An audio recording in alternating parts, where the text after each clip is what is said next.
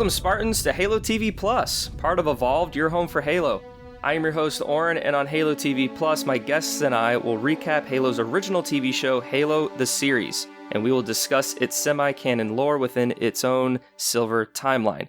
This week, we are going to cover what to know from Core Canon. And joining me this evening is Colin Perkins. Welcome to the show, Colin. I am excited to be here. This is going to be a fun episode. Digging into what exists and, finding out what will be. Yes, we will be talking about what we know, characters and the events, and a little bit of the timeline from the show, and just kind of give our listeners some context to what exists in Core Canon, what we already know is being tweaked and changed, and just kind of maybe a little bit of speculation of where we can go. But this is more so just a way to contextualize what's going on in the show as it compares to Core Canon. Because, of course, it's a separate timeline. Anything is possible, even though 343 has said numerous times that they're still wanting to keep it grounded within the Halo mythology. So, just a real quick comment on that. I rewatched the interview that Ryan McCaffrey had with the cast. And Kiki once again, said it's gonna feel Halo, right? It's gonna feel like Halo. So the Halo that we know and exist. And if you're listening to us, we just want to make sure that we're kind of level setting on everything that exists in the core canon, so that you can understand how it may diverge in the show. Right. And we are getting in technical spoilers from some of the books, some of not really the games, but more so the extended lore. I wouldn't say we're going to talk about anything that's overly spoilery, but I hope it's a way of if we say something about a certain character that happened in the Cole Protocol, that it may, entice you to go read the book, because, there's a whole book of information and cool action sequences and information that happens in these different stories. So just kind of putting it out there, but I wouldn't say it would ruin the experience. It may give you some insight into where the story is going with the Halo TV show, but I think it will be different enough to still feel fresh for even us longer term fans, that there's still going to be some surprises for us just because of the medium of TV. So, but we'll get at all that. Let's get some socials out of the way so we can start talking about the meat of the conversation. If you're new to the show and new to Evolve, welcome. Halo TV Plus is part of Evolved, which hosts a bunch of other Halo shows called Podcast Evolved, Mission Debrief, Builds with Blocks, Halo Book Club, and Halo Headlines. We also have a partnership with Josh and Will over at HCS Pro Talk, where they discuss the latest information within the competitive Halo scene, with an emphasis on community every single week. If you want to learn more about our shows, you can visit our website at evolvedhalo.com. As we are a new show for Halo TV Plus, we ask that you rate us and leave us a review.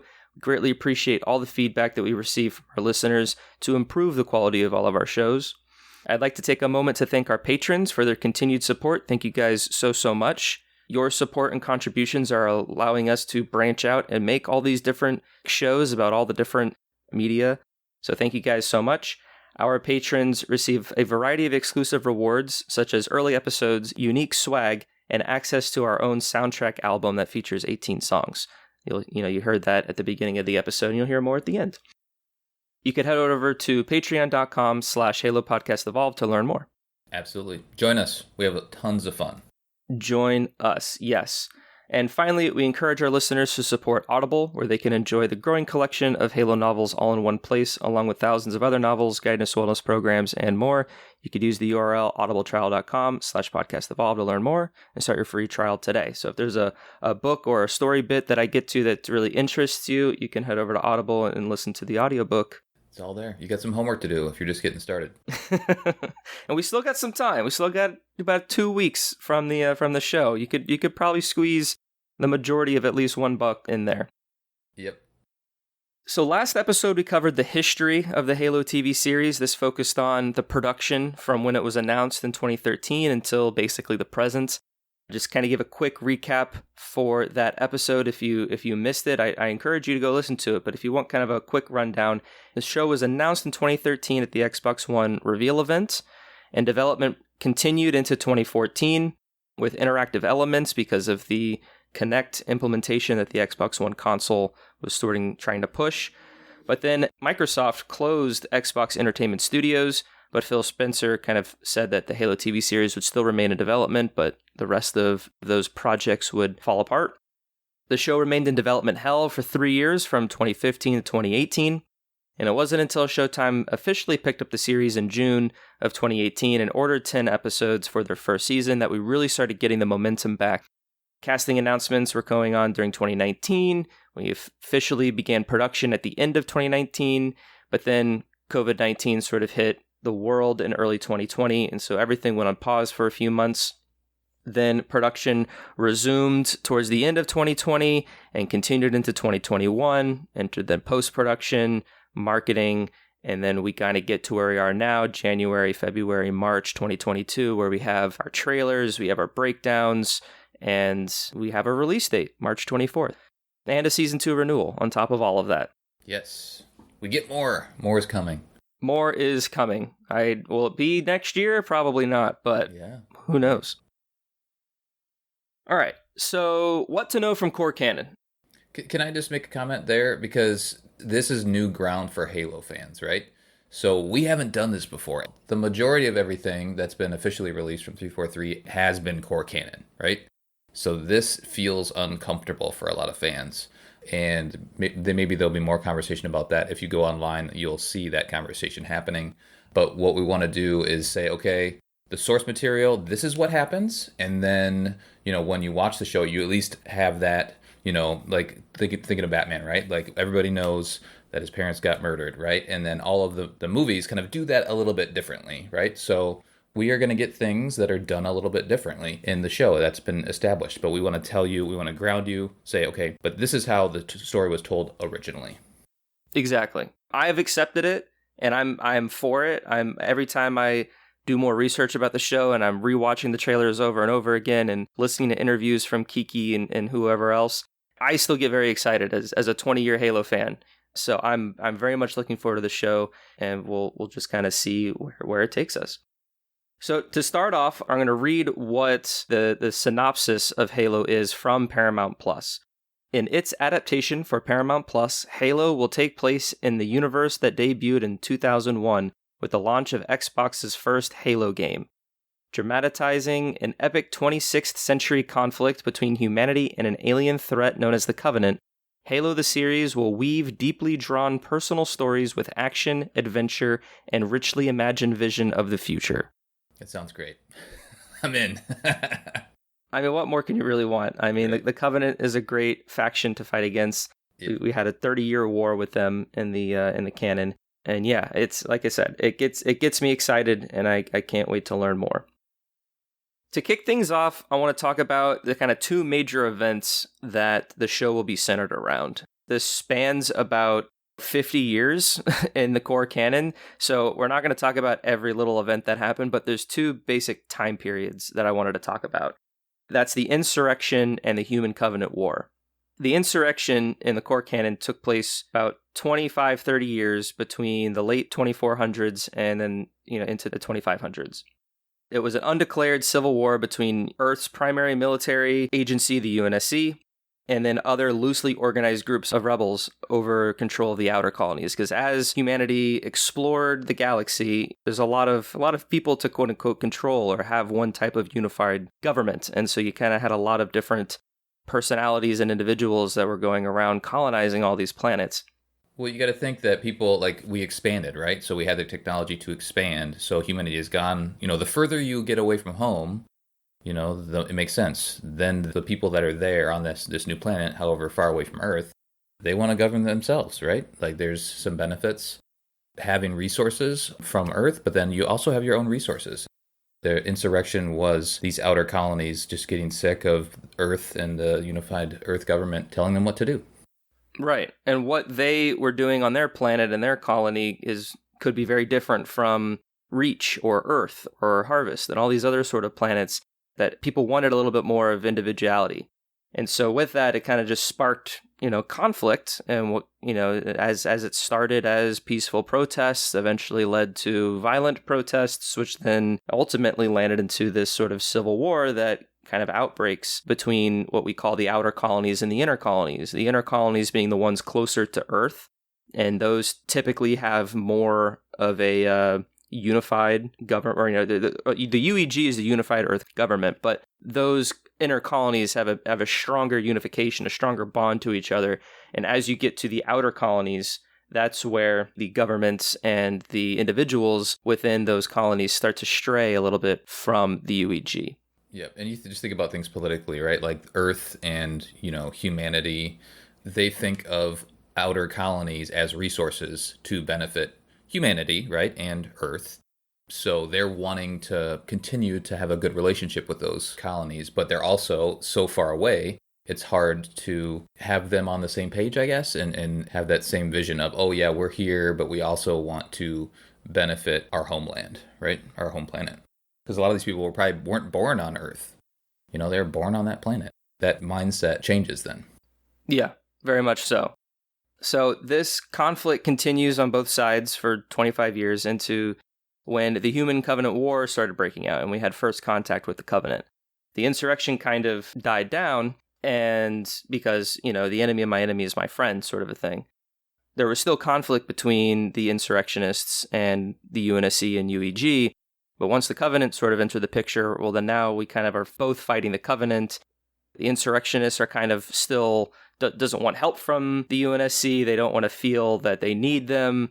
And so they try to fight battles on their own, then kind of creates not necessarily like a three-way war, but just a larger, more complicated war when you have two different fronts that are not really allies also fighting the Covenant. Yeah, I feel like that takes a bit of a back seat, especially in the games.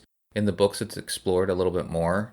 But from, a lot of times when you're reading or you're playing the games, it's aliens kill humans. Humans kill alien. Like the complications of that relationship, I feel like are probably going to be explored differently or maybe even better on screen than they have been so far in the established canon. Because you don't really feel the insurrection at all, especially in the games.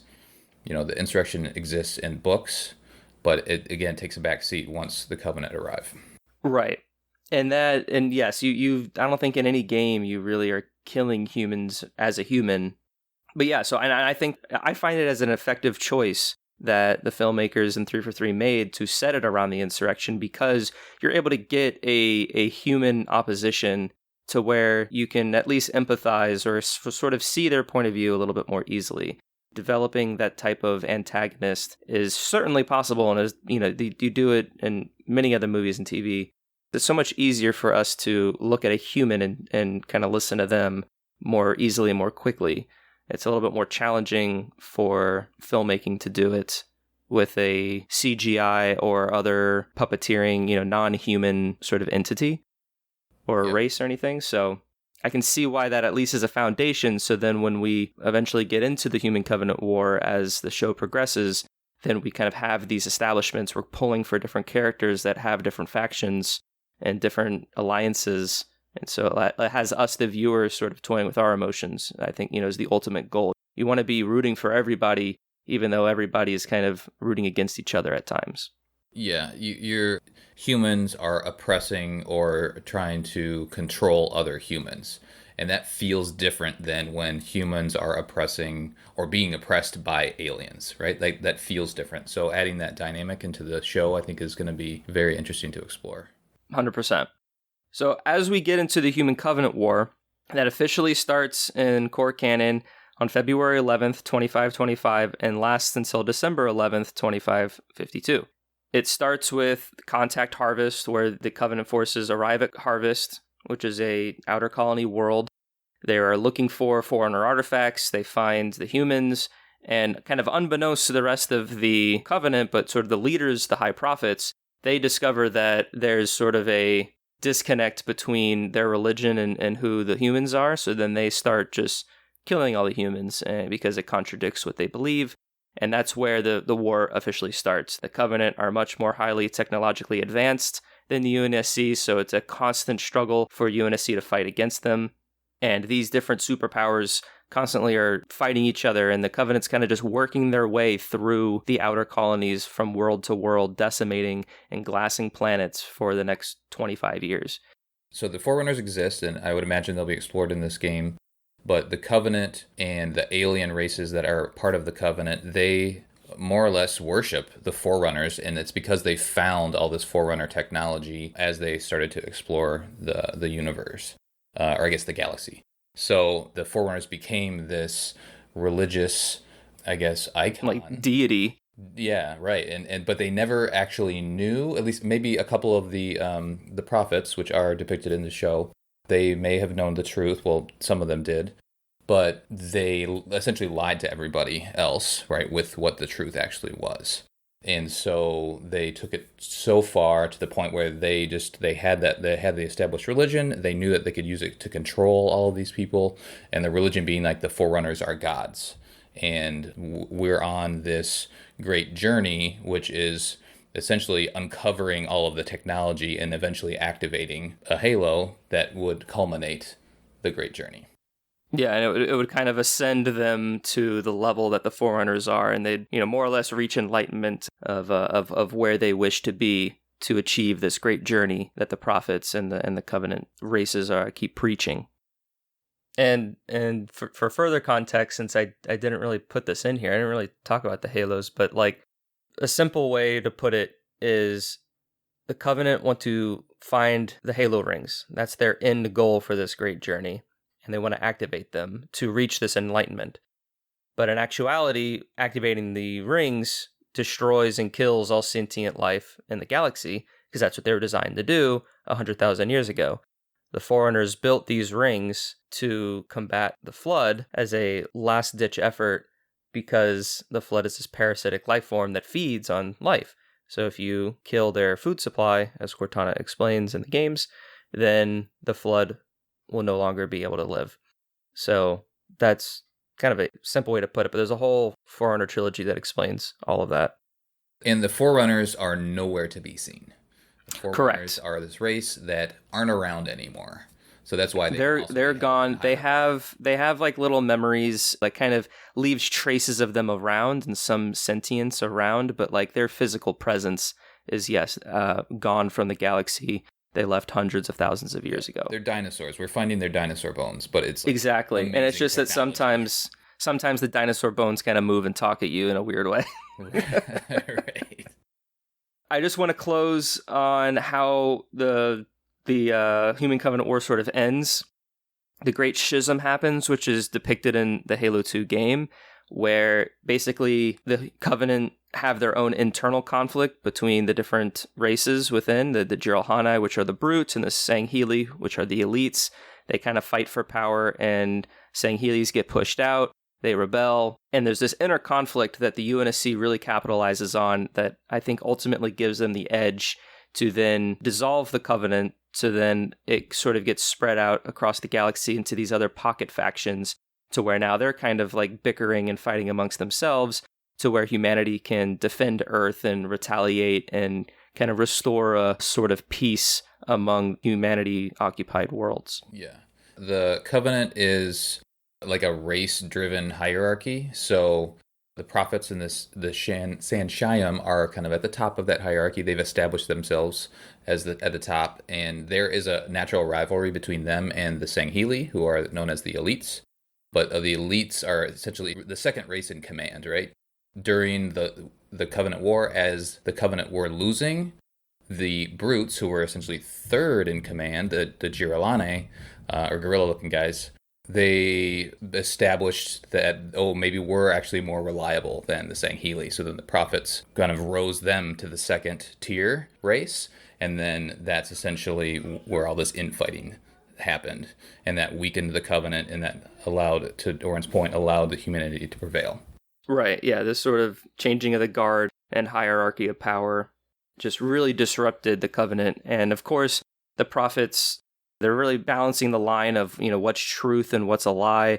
And then you start getting deniers, and as soon as you kind of get those types of people, it sparks more people, and you get a rebellion. So, well, those are the two kind of major conflicts that happen. Of course, after the Human Covenant War at the end of Halo 3, there's so much more lore and conflicts with the post-war era. Then you have the created era, and now you have this dawn of the banished era, if you're kind of following the mainline games and a little bit of the lore. But we're just going to talk about those two because it seems that the show is taking place in that time frame. You know, it is like a 50-year war in the books, and 343 has said that timelines and events have been condensed for storytelling purposes, and we'll kind of touch a little bit on this with the characters, but I can see a world where, you know, we start the show maybe towards the end of the quote-unquote insurrection or at the height of the insurrection, and then we see the Covenant invade, and then we, you know, the conflict then shifts to them while we still have this insurrection conflict kind of underlying all that. If this were core canon and based off the characters that are involved and everything else that's going on from what we've seen, it would fit in this space that actually doesn't have a whole lot of lore. 2549, which is when we'll talk about Cortana, when she was created, and then 2552, which is when, you know, we find the Halo. So that's when this would fit in the core canon, like timeline wise. But to Oran's point, is things are gonna be moved around a bit, so we don't actually know what the actual dates will be, and then, you know, they'll probably have to reestablish what is going on in the background to make sure that everything fits correctly. Yeah, and I could even see a world where they don't really explicitly say what year it is, but they say something to the effect, well, we've been fighting for X amount of years, so we get a sense of time frame, but it doesn't really establish where we specifically are, because the show will be moving around a lot of these events and a lot of these concrete dates that we do have in the core canon. And I think that's just for simplicity's sake, because then you have to keep track of, oh, well, in 25 whatever, this happens, in 25 whatever. But if you kind of keep it a little loose, but still contextualize how long these engagements have been going on, I still think that's effective storytelling. Yep. Shall we move on to characters? Let's do it. So we'll start with the big one, John 117, the Master Chief. Who is that? Yeah, who is that? He's the big green guy from Fortnite. Oh, that's right. Yeah, he's the cyber dude. Yeah, the cyber robot. Yep. So he's played by Pablo Schreiber. In sort of his casting announcement, he was described as the Spartan Commando. That's interesting. Yeah, which is interesting. And I did want to note, I have some production details. It's for some of these characters, just kind of gives us a little bit of insight for what we can expect. Mm-hmm. And one thing that has been confirmed is that Master Chief Pablo Schreiber will take off his helmet in the show, mm-hmm. which is not necessarily unheard of in the games, because he technically has taken his helmet off in the games and taken his helmet off in the books. Yeah, you don't see his face. We just haven't seen his face. Yeah, it's you know, the lighting or the angles of the ships conveniently conceal his face. So I've seen his eyes. That is kind of a hot topic of the Halo community, and I'm sure when we finally watch the first episode, I think he's going to take it off in the first episode just to get it over with. The first shot. First shot. With his helmet off. No, I think it'll be later on. So, but it's from a core canon standpoint, like, that is a big deal. So that's going to feel uncomfortable for people that are like, wait a minute, this never happens in the core canon. Hopefully they make it some sort of a reveal moment or something like that. But Chief never takes his helmet off in core canon. Like, you see him when he's younger with his, you know, freckly face, and you get to see his eyes at some point during the games. But you're never, as a player, you're never seeing him with his helmet off. Right, and part of that is the whole fantasy of the player becoming Master Chief. And so yes. One thing to do that in video games is you kind of conceal the character's face, so then the player can then assume, like, this is who I am, and these are the feats that I am doing. I am the hero of this story, because it's a very interactive medium. And that doesn't really translate that well into movies and TV, where the viewer is trying to identify with the character. And, you know, a lot of the conversation is like, well, you don't need to see characters' faces to see emotion. You have these other characters who've shielded their face or part of their face. And while, yes, you can do it, but, you know, there's never going to be a world where it's not more, if not as effective to see an actor's face doing the emotions and making those scenes. And that's why you have those extreme close-ups for those tender moments and things like that. Plus, it'll be awkward, I feel like, you know? It's like, if you're showing all the Spartans, it's actually always awkward in the games when all blue team, you know, who we won't really touch on, but blue team all have their helmets on and they're holding it, and then just Chief has his helmet on. You know, it's just like, well, why didn't he take his helmet off? He's probably hot. So, and maybe they'll figure out a fun way to explain why he always keeps his helmet on, something like that. Like, the Mandalorian has done that, and it's because that's part of their religion. So that's cool. So maybe they'll explore that a little bit. But yeah, that reveal is just not a thing in the core canon. He has his helmet on, and I think some of that stems from the video gaming sensibility of 2001, where the developers were trying to put you in their shoes. But Halo in the story has gone so far to the point where if Chief were to take his helmet off, it would be weird, but like he's so much of a character now that I don't necessarily feel like I am Master Chief playing these games or reading the books.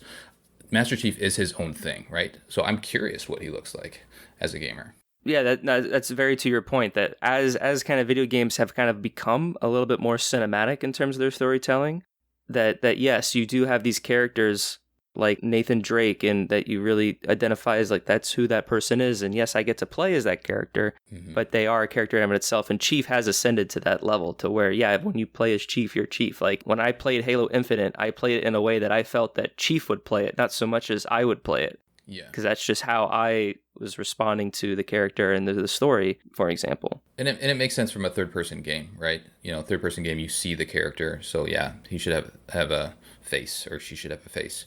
But when you're playing as a first person, again, it's like that illusion of, oh, I am this person. So why don't we put the helmet on and have them never take it off? But there are many games since then, first-person games, that do the character you are controlling does have an actual face in cutscenes and things like that. So I just think that we've moved past that for the most part, but it'll be interesting to see how they handle it. Yeah, that's just part of the evolution of game design over the last 20 plus years. Let's see, the last thing I'll say from Core Canon, John is considered the best Spartan 2. There's multiple Spartan programs, which we won't really touch on. The Spartans you'll see in the story are all Spartan Generation 2. If we need to talk about Generation 3 and 4, we will. John is Dr. Halsey's favorite. He's the hero of the games, symbol of hope, demon to the Covenant, and he's been on countless missions over his service record. So of course, you can learn about the Master Chief in all of the mainline Halo games, CE 1 through 5 plus Infinite, or 2 through 5. And then the novels, the kind of ones that really stick out as Master Chief stories, are The Fall of Reach, First Strike, Silent Storm, Oblivion, and Shadows of Reach. Just to kind of as like an overview, if you haven't read any Halo book, we definitely recommend The Fall of Reach. It was the first Halo novel, and it's pretty much considered the foundation of that, and the first game, Combat Evolved, were pretty much the foundation of what Halo then becomes. So if you really want an overview of the origins of the Master Chief, you can read The Fall of Reach. If you wanted to skip it, that's fine. You can just jump right into some of the other fun missions that he goes on with Silent Storm, Shadows of Reach, and things like that, if you have that understanding already. But if you're looking for a first book, because it comes up quite a few times in these characters. Yeah, so just a real touch on his character. John is the hero. He is moral, but he also does things. He won't always follow command. So he will often make his own decision based off of what he knows to be true, and that's based off of all of the experiences he had and all of the lives he saved and all of the battles he's been in, And he's also, and it'll be interesting to see how they touch on this in the show, he is very lucky. And that is how they explain in the video game terms that he never dies. I mean, he does, because you fail and then you respawn and then do it again, but he's been through all of these battles, which no one should have ever survived, right? Like, eventually, like, it's going to catch up to him, but he has the gift of luck, and that is why he's able to survive all these battles, and he is the hero of the Halo universe. There are other Spartans out there that are also very good and very strong, but John is the one, right? He's the Neo. Yeah. Do you want to talk about sort of young John? Yeah, I'll go into this quick. So there's a young John that's going to be in it. Casper, I'm going to say Knopf is his last name. He is credited to be in 6 of the 9 episodes, and the Core Canon does touch on young John. There's a couple different points where we learn about how he was taken into the Spartan program, and, a couple other things here and there, and then we kind of do fast forward to kind of teenage years. So there will be a teenage John featured as well, portrayed by Logan Sherrar, and he's just credited for 1 episode. So again, we'll see how they explore that upbringing. But I think that's going to be important to establish, where he came from. Again, the Spartan program is a terrible program, which I'm sure that they'll explore as well with Halsey. But it was also a necessary program in order to combat the insurrection. Core canon wise, the young John is explored in the Fall of Reach boot camp, and that there's a comic and there's also an animated series about that. So John was kidnapped at the age of 6 and conscripted into the Spartan program. Senior Chief Petty Officer Franklin Mendez trained the children throughout the program. There were 150 kids that were trained, and about only half survived once they got to the age of being augmented, which is right around 14. Augmented, and that's, stuck with needles, made to be bigger, faster, stronger, all that sort of stuff. Only half of them survived that augmentation. So in Core Canon, we're playing with about 75 or so. Actually, I mistyped this. I think it originally was 300, but then I think Halsey lost funding. Then it was 150, and then we lost funding again, and then there were only 75 that actually went through augmentation. But that's why, John's, his number is 117, and I think Vanak, what's his number? Vanek. Yeah, 134. Yeah, Vanek, 134, and Kai 125. So they were all given numbers, but I think as the program sort of went on, it eventually got to the point where you had 75 left, and of those 75, they went through augmentation. Right. And right. As we'll touch on with Soren, for example, we had some who accepted the augmentations and others who did not, and they had deformities and issues, and a whole laundry list of different things that set them apart. And some actually even died. And then from those that actually remained and were successful, there's only about maybe 30 or 40 of the Spartan 2s of those actual 300 that Halsey, I think, initially interviewed. Yeah, and I like that 300 callback to the Spartans, the battle, forgetting the battle right now, the hot gates. Thermopylae, I think. Yeah. So you had 300, and they all got their number. That's why they have the numbers on their chest. 150 were trained, 75 were augmented, half of those actually survived, or the augmentations were successful.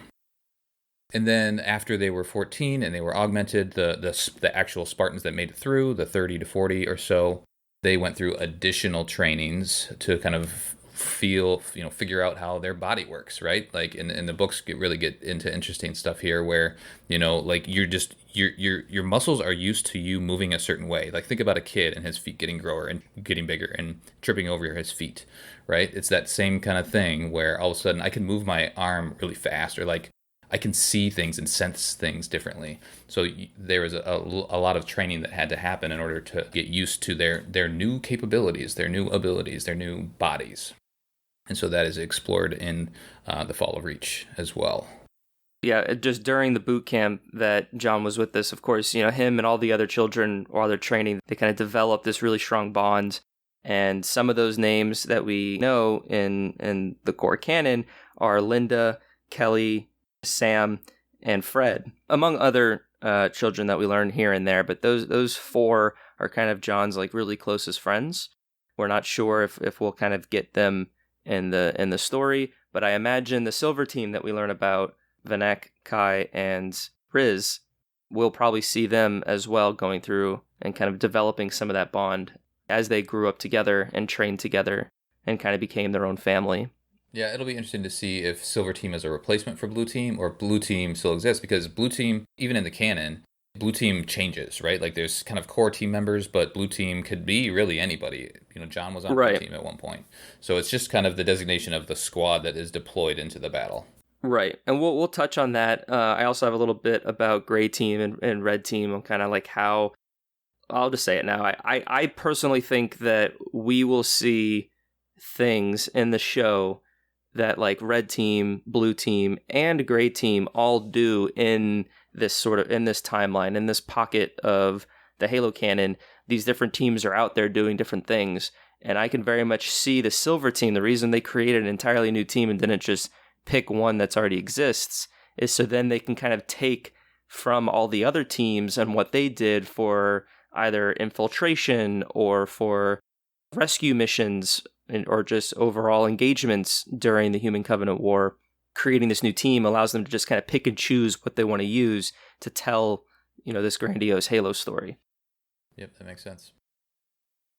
Right, do you want to talk about Halsey? Yeah. So Dr. Catherine Halsey, she's the creator of the Spartan super soldiers. In the Core Canon, she gets funding from the Office of Naval Intelligence, and with the stewardship of Jacob Keyes and CPO Mendez, they do the Spartan program, and she's the mastermind behind it. She's just a civilian that's contracted by the UNSC, a very, very smart, intelligent, and bright scientist who's also, very persistent and dedicated and protective. She's always right. She's always right in her mind. And she's always right. She's very stubborn as well. But sort of during this process that we already talked about, she also creates a strong bond with Captain Keyes, who is then Lieutenant Junior Grade Keyes, and has a romantic relationship with him, which then spawns Miranda Keyes in 2525, who is in the show. So there's some family dynamics in there that I'm sure will be explored. It's touched on a little bit in the books, but not so much. We get a little bit through Dr. Halsey's journal, which is a piece of lore that you can kind of read of her thoughts during this time frame. And we get a little bit from Jacob Keyes in the Cole Protocol. Yeah, it'll be interesting to see how they explore, because Halsey is cold and determined, but she's also a mother. So it's explored. She's not a great mother as well. She actually, in the games, she is a terrible mother. Yeah, but she's a highly complex character. Yes, absolutely. So it'll definitely be interesting to see how she is portrayed and sort of what direction she gets pulled. Because I'd say in the beginning parts, she kind of took the Spartan program to her own accord, and she kind of just did what she felt like she needed to do with, I guess, a little bit of oversight. And the sort of like, reprimations and like discipline kind of came after. Like once like we were deep in the Covenant War, once like the Generation 3 and the Spartan 4s sort of came out, was Halsey really sort of like, not really tried, but definitely judged and questioned in terms of ethics. Mm-hmm. It'd be interesting to see how that gets spotlit in this show, if it kind of brings up those questions earlier instead of having it develop over years and years and years like it did in the Core Canon. Yeah, I mean, the ethics of the Spartan program are horrific, as I've said before. Kidnapping kids. We didn't talk about this. They actually did flash clones. They cloned the kids and left them with the parents to die. The clone died after a period of time. There was some sort of biological imperfection that forced all of them to eventually die in the next couple months or years. Yeah. So the whole Spartan program is terrible. But she did it for the greater good, right? She knew it was the right thing to do in order to combat the insurrection and keep all the humans, together, I guess. And then it just so happened that the Covenant show up while the Spartans are, in action. So kind of a happy accident, I guess. Yeah, very much so. See, I told you we would need them type of a moment. Yeah. So she's always right. Her character is super complex, and I'm excited to see how Natasha explores that. Some of the notable games that Halsey is in, we have Halo Reach, the sort of spin-off game from Bungie. We have Halo 4 Spartan Ops. She's not really kind of in Halo 4. She's in there a little bit, but Spartan Ops she's explored a little bit further, as well as Halo 5 Guardians. The novels, we have Halo First Strike, Ghosts of Onyx, and Glasslands. There's also the comic series Escalation that she's explored in throughout. There's a bunch of issues in Escalations, and it jumps around, but the parts that she's in it is very, very interesting, like the Absolute Record and kind of what she does in those stories. Yep. All right, let's do some Cortana. So she's portrayed by Jen Taylor, and we've seen her face in the trailers. So I can't tell if it was it her face that is Cortana? I mean, she looks different, but I think it's a mocap of her face. I think it's definitely a mocap, and I'm quite sure it's a mocap of Jen Taylor, like she usually does for the games. Mm-hmm. But I do think that she's still altered to kind of have some likeness, but because she visually just looks different than how she's portrayed in the games, I think it looks a little bit farther away from Jen Taylor, if that makes sense. Yep. Like, I feel like if she had the similar shade of blue and stuff, we might recognize her a little bit more, but I think Jen Taylor has a narrower face, whereas Cortana looks a little bit fuller in the TV show. So there's definitely some alterations there, but definitely mocapped from Jen Taylor. Good. Yeah. I mean, it'll be her voice, which we all, are familiar with and we all know and love. Cortana, she is the most advanced AI in human history. This is the show description, and potentially the key to survival of the human race. Again, Cortana is the voice of our blue. She's not really a sidekick. She's a partner, right? She's always there with you in the Halo universe, as John. But she only exists from when Halsey created her. So she was created one of 20 cloned brains of Catherine Halsey. So she's essentially Catherine Halsey only in digital form, which again, Halsey's character, she's always right. She's the smartest. She cloned herself to create this smart AI. Smart AIs have two distinct characteristics that separate them from what they call dumb AIs in the Halo universe. First, there's no limitations to the smart AI's dynamic memory processor matrix, meaning that they can be taught and learn just a huge amounts of information. Second, smart AIs can learn and comprehend their surroundings, reacting in real time. So dumb AIs can't do that. So a smart AI is kind of like a human. I mean, it's cloned from a human brain. So it's essentially has that same capabilities of a human brain, which is wild. And to just sort of touch on dumb AIs, I mean, there's still highly intelligent programs by like our modern real life examples, but they're just designed for a very specific purpose. They're like your smartphone, where they only do what they're programmed to do. Whereas because smart AIs are taken from human brains, they have that sort of innate level of thinking and processing and that added layer of complexity in their programming. Yep, exactly. So Cortana is capable of security infiltration, data collection, targeting, calculation, neural interfacing, which she does in the game. So John kind of plugs her into the back of his helmet so that she interfaces with his brain, but also the suit that he is wearing, the Mjolnir armor that he's wearing, just to maximize his abilities, which is a super cool Halo science fiction thing. She was selected for Operation Red Flag, which is a mission at the end of the war with the capture of one of 3 Covenant High Prophets. So Cortana was to seize control and capture a Covenant vessel and pilot it to the Covenant's capital world, High Charity, with the assistance and escorts of the Spartan 2s. So again, like game stuff, but she was highly involved in, the downfall of the, well, I guess the winning of the war. Right, from the human and Covenant. Right, and this mission is kind of what actually kicks off Combat Evolved. Mm-hmm. This John and the Pillar of Autumn is en route to find one of these Covenant vessels, so they can go to High Charity to try to barter a peace treaty or whatever. But then they discover the Halo ring, and then we get the games that we know. But it's just that because of this mission, this is how Cortana chose the Master Chief to be the Spartan that would assist and carry out this mission. She reviewed all of their profiles and picked him because of his service record and like you said earlier, because of his luck. Yeah, and they've trained together. Like they get to know each other very well over the course of the canon. But there is this little period where they're also trying to get used to each other, which could be fun to see how they explore that in the show. Games, she's in all the games. Well, she's in all the main games. She's not in the Fall of Reach game. She's not in the Halo Wars and things like that. But novels-wise, she's in the Fall of Reach. She's in the Flood and First Strike. But her primary presence in the Core Canon is in the games. One thing just I want to note here is that smart AIs also do have a shelf life. So they do have a period of like 7 or so years before they get too smart, before their memory gets too large because they can soak in all of this information.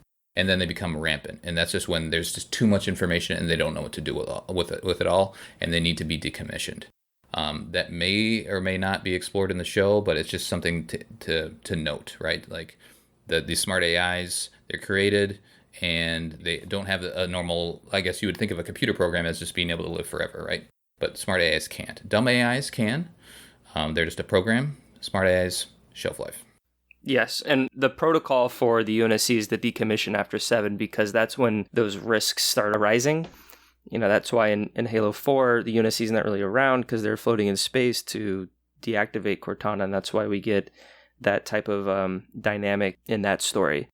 Now, I think it'd be great if we get to explore that in the Halo TV series, but probably not going to be a season 1 story, maybe like a season 3 or 4 story. Mm-hmm. But yeah, there's definitely a lot of conflicts and character moments that can happen with rampancy and things like that. Yep. Next, we have Admiral Margaret Parangoski, portrayed by Sabana Azmi, who is the Office of Naval Intelligence Commander-in-Chief, who I spoke about earlier. She is the head of the Office of Naval Intelligence. They are the Information Gathering and Analysis Division within the UNSC Naval Command, and they oversee top secret operations like sabotage, deception, subterfuge, manipulation, and all of those types of things in defense of humanity and just overall strengthening the UNSC military. They're kind of the shadow agency. Right? Yeah. They're the ghosts in the shadow. Yeah, they're the people know people about in the them, shadows. But they also do things that are behind the scenes that aren't publicized. They do some things that are a little bit shady. I think that the humans probably word has probably gotten out, a rumor has gotten out that it's Oni's here. Ooh, yikes! What's going on? But they're necessary. They're a necessary arm of the military. Right. And there's many different sections and subdivisions within ONI, but the main department that we'll talk about here is just Section 3, which oversees the kind of like new innovations and developments in technology and especially alien technology. And that's how the Spartan program came to be, is kind of through this R&D department, super top secret, and kind of what they do. And because, again, sometimes their methods aren't the most ethical as well. I'd say less so than Halsey, but I mean, they funded her Spartan program. So, to be able to approve and kind of turn a blind eye is, still part of the fault. Admiral Parangoski became the commander-in-chief in 2511 and coordinated ONI's activities during the insurrection, the Human Covenant War, and then even a few years after the war until she eventually retired in 2555 to another Spartan, to Naomi, which we'll get in if we need to. But for the show, she's the admiral. She's going to be the face of ONI.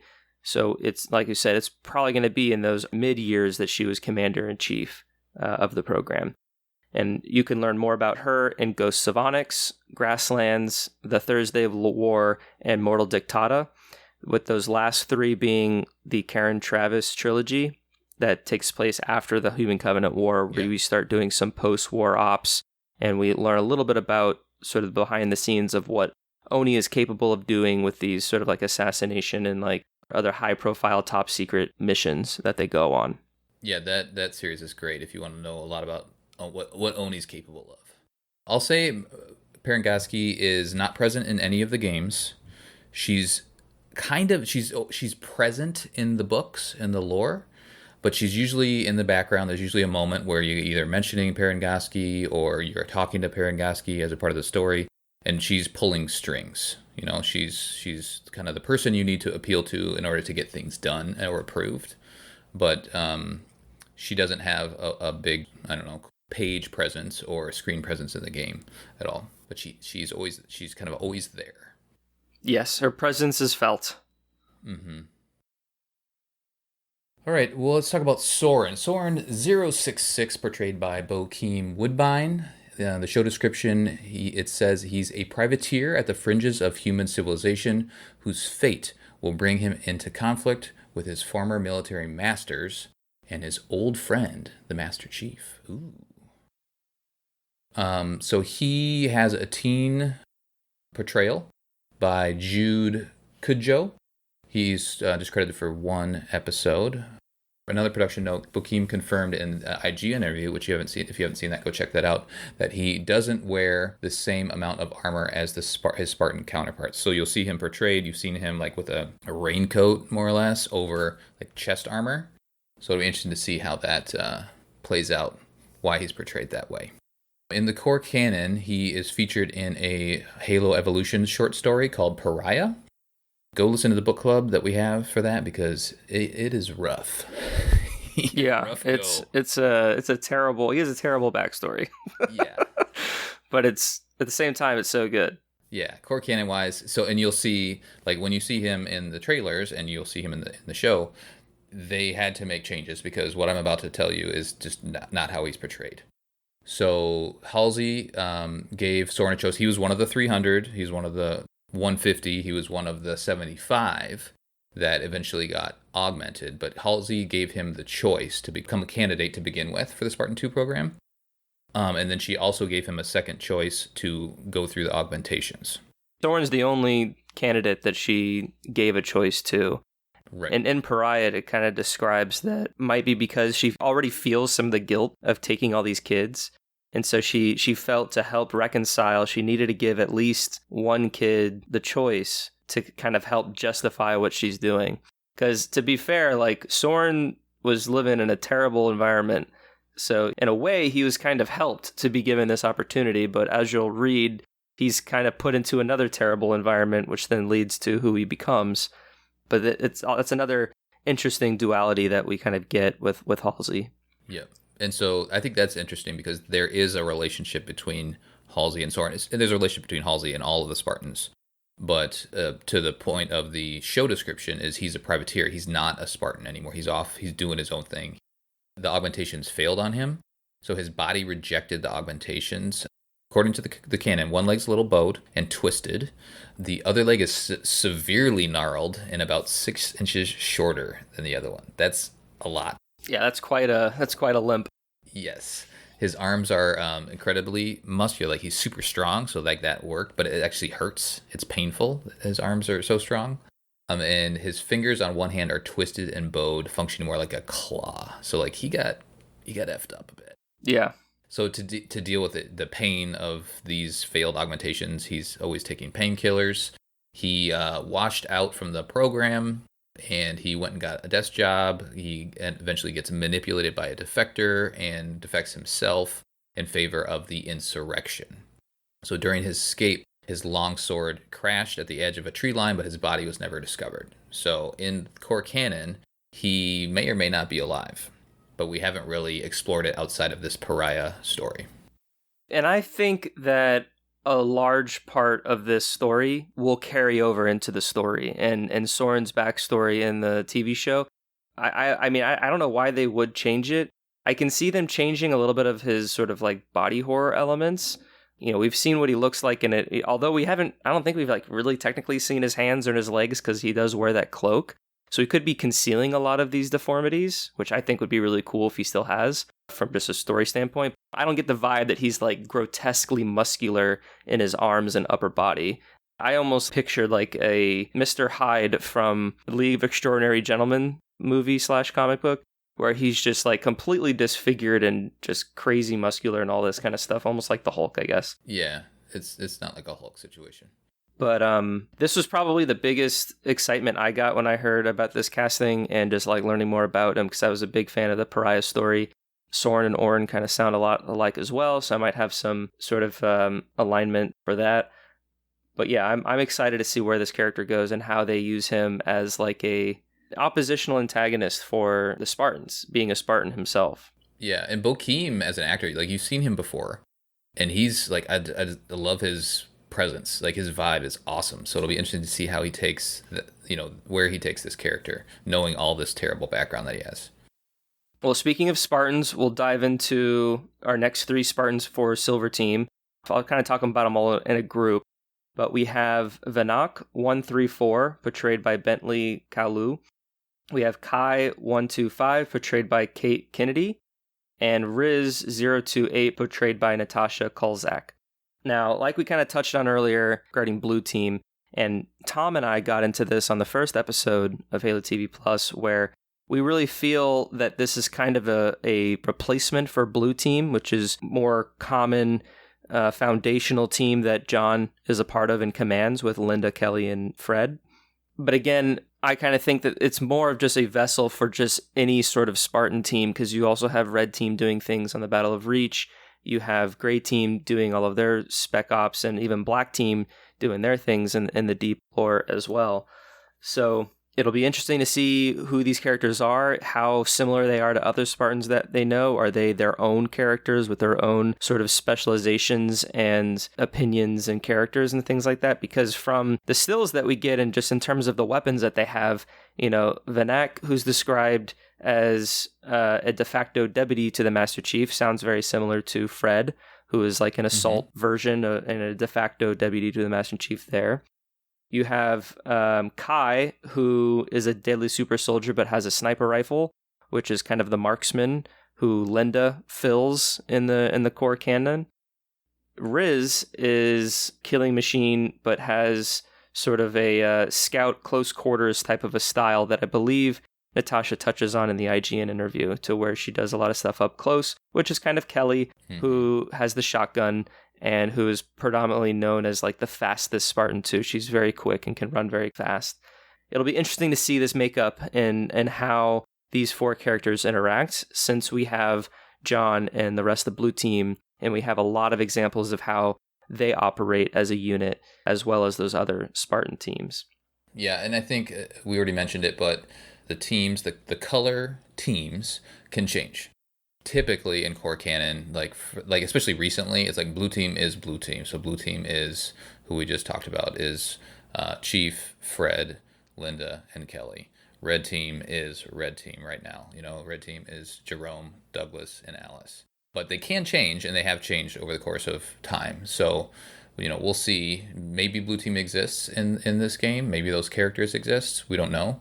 Personally, I think this gives them the ability to kill one of these characters off. Not that I want to, but and instead of having to kill off like a Fred or kill off a Linda, like that would be weird. It would be weird. But yeah, I guess I didn't even think of that, but they very well could. They could definitely use these characters as a way to have that flexibility if the story needs it to. Not necessarily, let's invent this just so we can kill off this character, but to not be constricted by, Linda, lives on to be in the Halo 5 game, to kind of give them that plot armor that takes it all away, to where, because it's different, it could change, but, hopefully in the best interest of the story and not just for, mere shock value. Oh, and it is interesting to note here, Core Canon, Spartans never die. They are only missing in action, and that is a vehicle to build confidence in humanity. So they're essentially saying these are super soldiers. They can't die, even if they do die, because sometimes they do die. We're not going to report that back to the rest of humanity. So they're just not around anymore. Right, and it's a way for Oni and the UNSC to help keep this symbol of hope that these soldiers are just undefeatable and they're here to save humanity. Yeah, war propaganda. There's always listed as MIA officially, even though secretly, Spartans do die, unfortunately. All right, enough on Silver Team. Should I go on to Captain Keyes? Yes, please do. Captain Jacob Keyes, portrayed by Danny Sapani.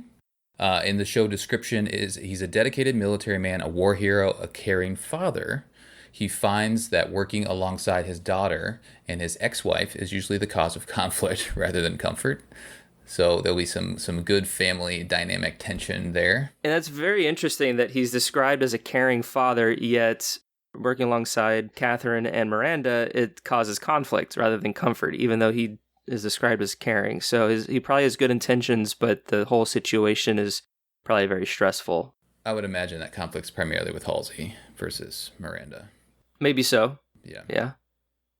Okay, production notes. Frank O'Connor regarding the character's race change, because in the games, Captain Keyes is white, and Danny is not white. So he said, and this is just a little. We'll touch on this a bit, but we don't want to, dwell on it. But Frank O'Connor says, and this is in response to a question about the race of the character. He says, "I don't know what to tell you here beyond us casting the best actors. Probably the last thing I'm going to say on the subject, because A, it's the entirety of the reason. Very confident in they chose this actor because he's the best person to portray Captain Keyes. And B, I saw so much racist trash about the kind of casting that my patience for it is membrane thin." So Frank doesn't want to talk about it anymore. Yes. And I frankly didn't want to talk about it as well when the news came out. Yeah. Because being like in the industry and knowing how much casting goes into things, like you're never going to find, not never, but like it is also extremely difficult if you try to typecast certain characters and actors together. Mm-hmm. Whereas if you open up your boundaries and you allow for some things that you as the content creator didn't think of, then you're going to get a more diverse pool of actors to potentially portray these characters. But if you try to really like narrowly want this character to look and act a certain way, and you're trying to find that very specific thing instead of the actor bringing in their tools to create the character, you're going to have a much harder time finding that actor. Well, they're doing two different things. They're not. So, and I have some thoughts on this. If they were doing a direct screen adaptation of Halo Combat Evolved, for example, like if they're saying, "Oh, hey, you played the game, now watch the movie of the game," then I think it would be a little weird, because like in the game, like the original people, Bungie said, like this character is white. So in the case of this show, they just wanted the best, and I'm interested to hear your thoughts on the kind of the casting process, Oran. But in this show, they said no, Captain Keyes is these descriptions, and they took race out of it, and I think that was smart of them to find the best actor that could portray Keyes, who is brash, determined, loyal, a leader. We talk about a caring father. So they had people that of all backgrounds audition for this role. And they chose Danny, which I love, and that shows confidence. And this is the person that we need. He does the best job of portraying the Keyes that we want. And then we have to adjust how traditionally a person is seen in Core Canon.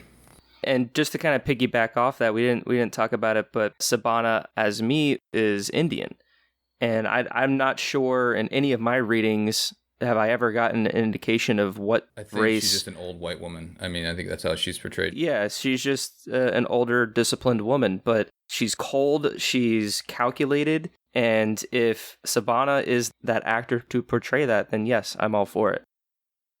So anyway, that was something that was very much part of the conversation that I agree I don't really want to dwell on, and I'm very excited to see his portrayal, because even though he's not in the first game for long, he is I'd say a fairly major character in some of the earlier novels that came out that kind of touch on this time frame of the canon.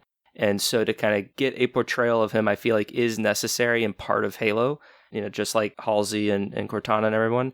So I'm very excited to see his portrayal, and I hope we get to, see the Keyes loop and something like that. Yeah, that'd be great.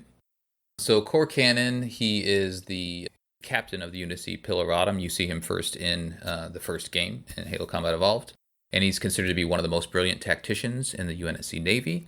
He has a decorated career of 35 years of combat against the Covenant and insurrectionists, so he's been there, done that.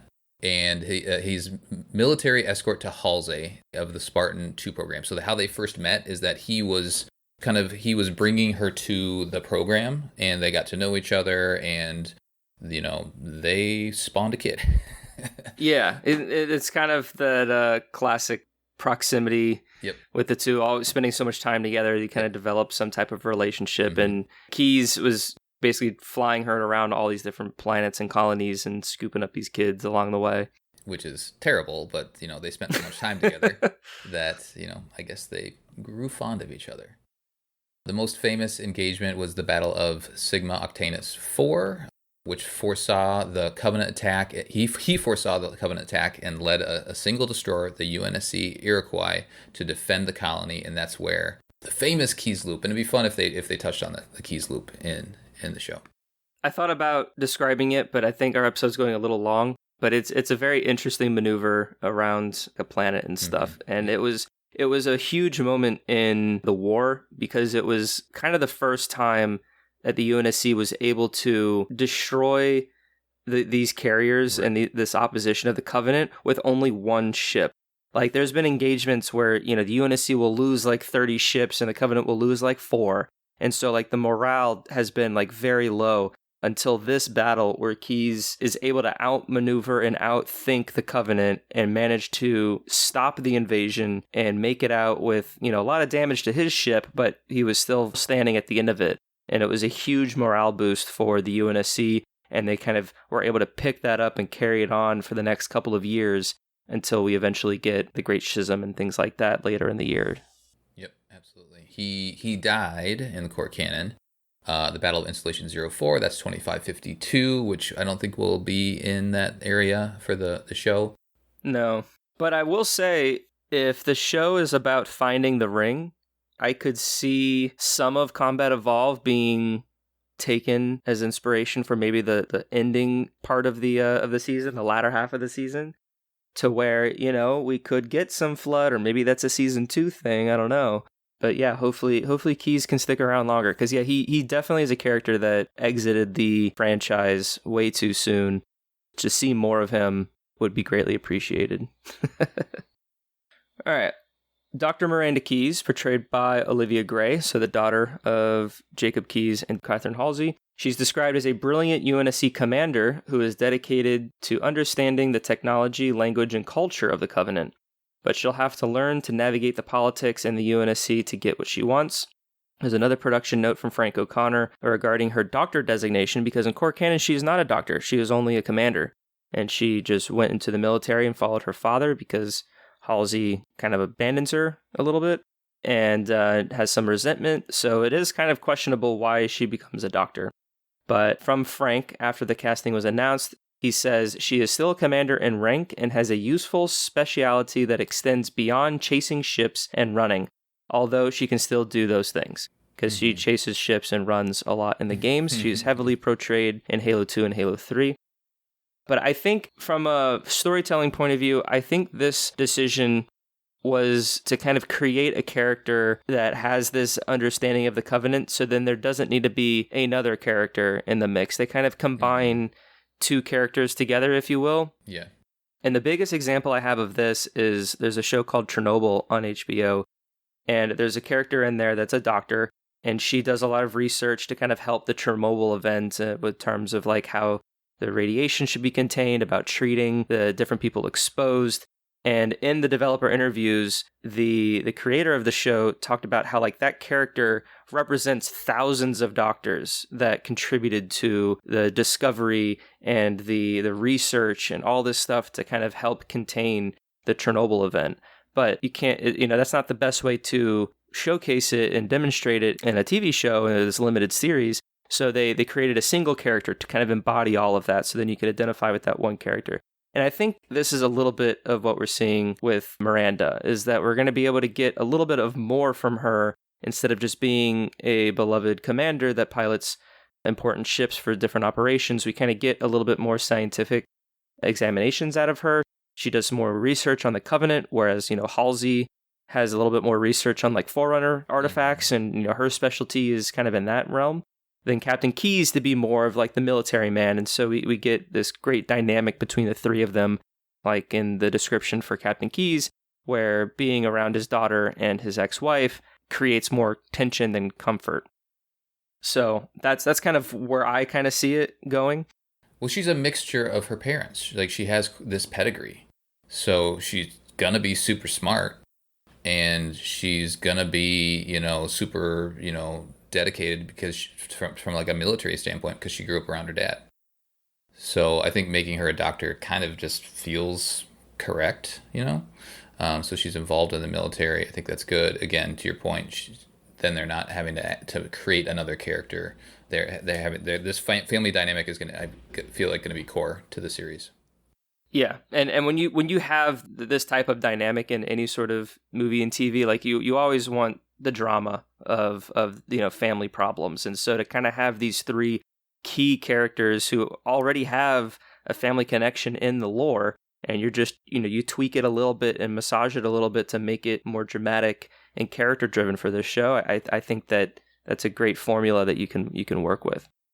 The only other thing I'll say about Miranda is she grew up with Halsey on Reach for about 6 years, and then when she was 6, Halsey gave her over to Jacob, to where Captain Keyes sent her to military academy, joined the U.S. Navy, and kind of grew up until she eventually, became the commander that she is.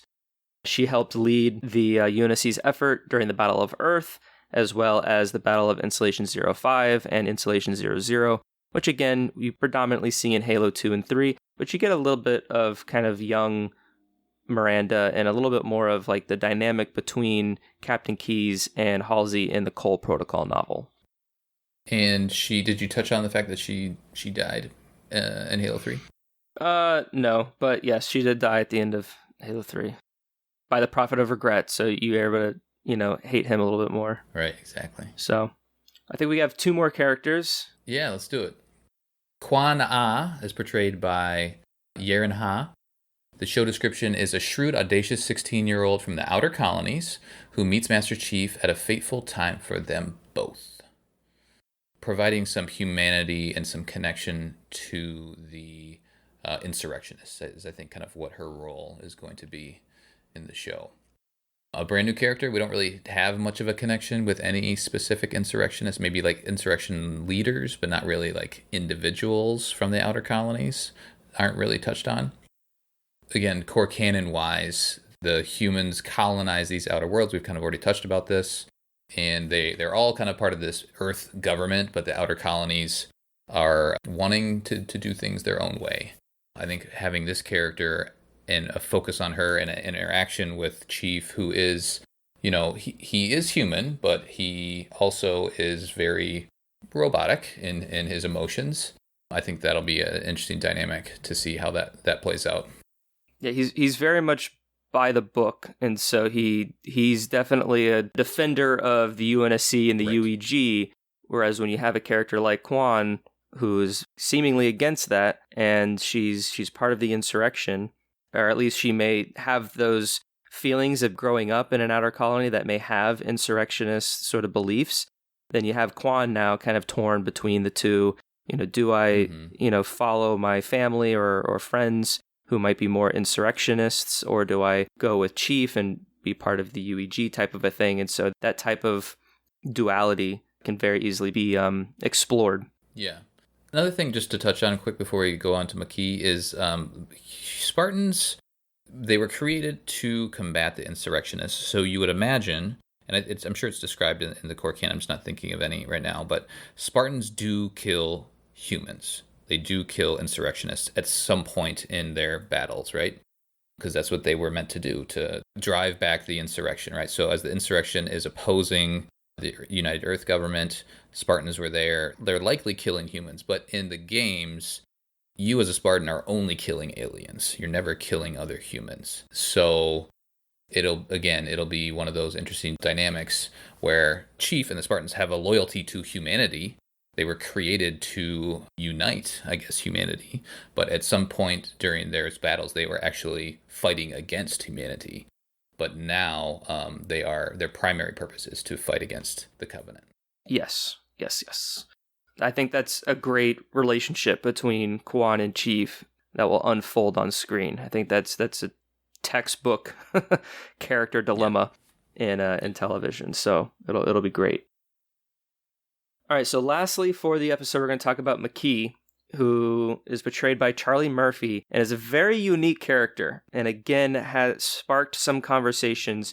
But I have a theory, and I don't know, Colin, if you have a different theory. This will kind of be our biggest speculation part of the episode. Okay. So a show description is an orphaned human who was raised by the alien covenant and shares their contempt for humanity. She, of course, is a completely new character. We don't have any other type of character in the Halo novel, Halo timeline, of my knowledge, of a human that was raised by the Covenant. And Frank O'Connor's words on the casting when this was first announced was, "You'll find out within minutes of being introduced to her, and it's a reason that already exists in canon that you most certainly know little about if you've played any game of the series." So my big theory, because some people are like, oh, well, she's a spy for Oni, and she was planted there by Parangosky, and all, very well could be the case. But I think something that makes a little bit more sense is the idea of reclaimers. And this kind of goes into some of the Forerunner lore that we started talking about. And that reclaimers, technically speaking, is a Forerunner term used to refer to a species or a member of the species that is chosen to be what's called the inheritor of the mantle of responsibility. And the mantle of responsibility is the stewardship over all life within the galaxy. It was held by the precursors, which are like the super, super ancient race. And then it was taken to the Forerunners to hold the mantle. And then eventually the Forerunners passed it on and imprinted it onto humanity. Now the Covenant, when they were following the Forerunners and looking for these artifacts, Covenant, they're not necessarily looking to become the holders of the mantle. They're trying to reach that great journey, reach that enlightenment, and basically be with the Forerunners. But in their findings, the prophets discovered that the Forerunners have claimed and kind of left humanity with this innate imprint that they will eventually rise to become the stewards of the mantle, and that they are the reclaimers, the one true race. And of course, the prophets don't like that.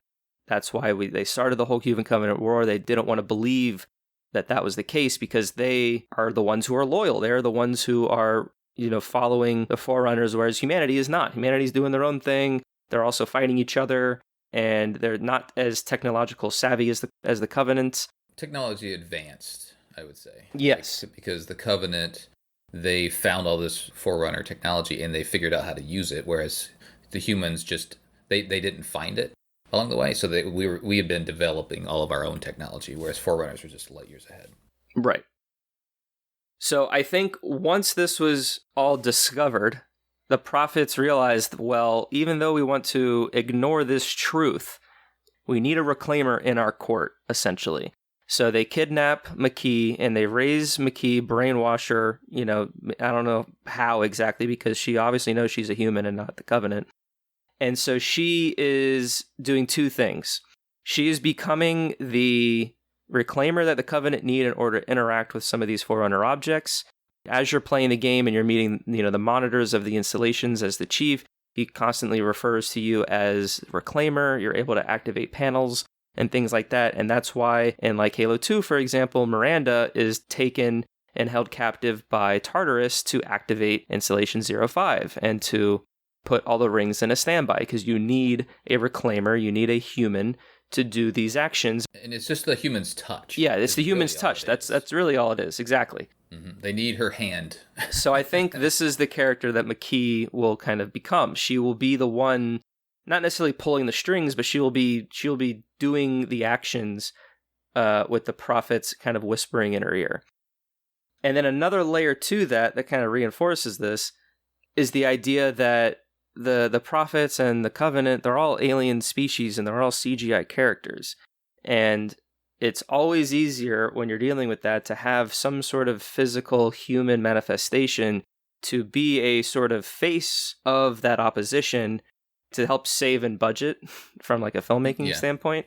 So I can see McKee being that face of the Covenant, that we basically see her interact and talk, on the hologram screen, so to, Star Trek style, with Jacob Keyes or whomever, even though the prophets are the ones behind. And then when we see the prophets and we get those very intense scenes when we actually see them, but for the other sort of more diplomatic, maybe shit talking back and forth, we just get, McKee, since she's, a human. So those are my two sort of like ways of looking at it that I think kind of makes sense contextually, that we'll definitely see, because even in the trailer we see John interacting with the Forerunner object. We found this object, so that's definitely something that's going to be played upon, and that's the role I think she has. I don't know if you want to touch on anything else before we wrap up. No, I think you're spot on her. I mean, that makes total sense. The Covenant somehow in this story realized that they need a human, which they do eventually in Core Canon. They need a human to use certain Forerunner things or activate certain things, and they don't have a human. So it makes sense for them to scoop up a human and exploit her and brainwash her and use her as that emissary, that human connection back and forth. So yeah, she's going to be super complex too. I think it'll be very interesting to see how that unfolds. Right. Well, I think we'll wrap it up there.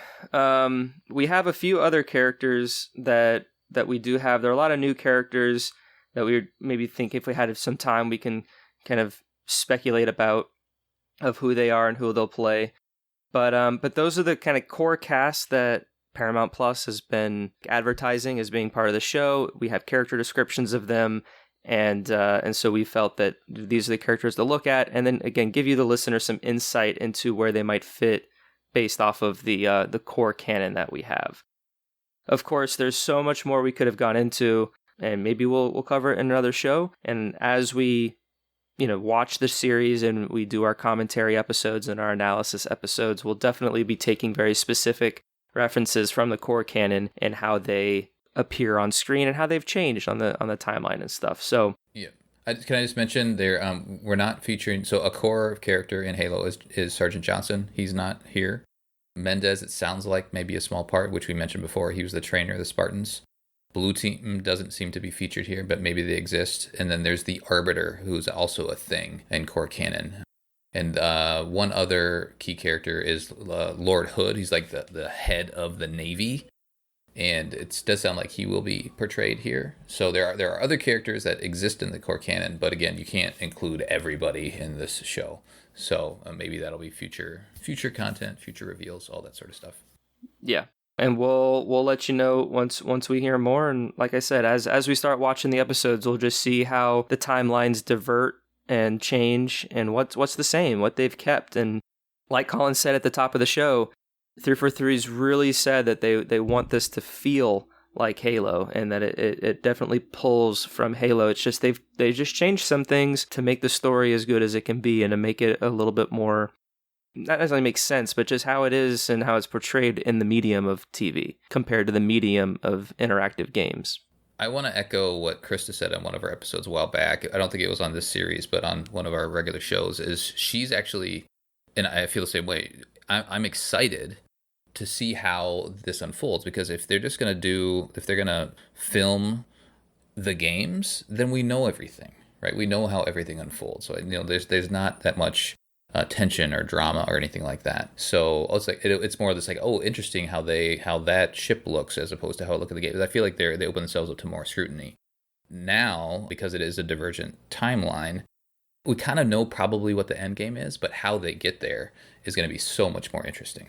Yeah, that is true. Like I didn't really think on it at that level, but I would agree with that. Then I'm excited to learn what they are doing because of how different it's going to be. Even though I know so much about this particular time in the core canon, the fact that they really could change anything, we're going to see just how it unfolds. So yeah, it's very exciting.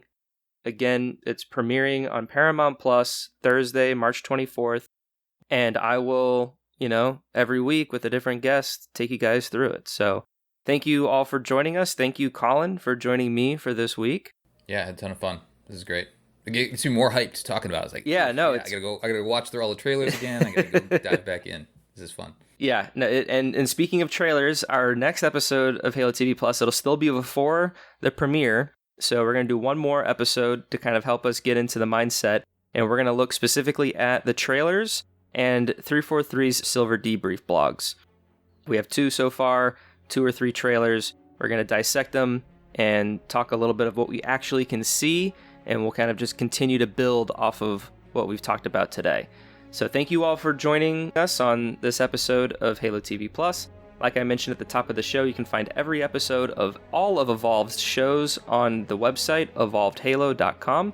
It also features links to our Discord server, Patreon page, Xbox Live clubs, and other ways to contact us and contribute to our community.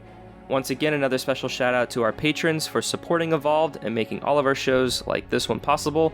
If you're new and not a patron, you can head over to patreon.com/Halo Podcast Evolved to learn more. And then finally, if you want to leave us an email or a voicemail about this topic, about what you think, any sort of speculations or disagreements you have with what we talked about on this show, you can email us at podcastevolve@gmail.com, or you can give us a call at 205-EVOLVED, which is 205-386-5833. And with that, I've been your host, Oran, and until next time, everybody, evolve!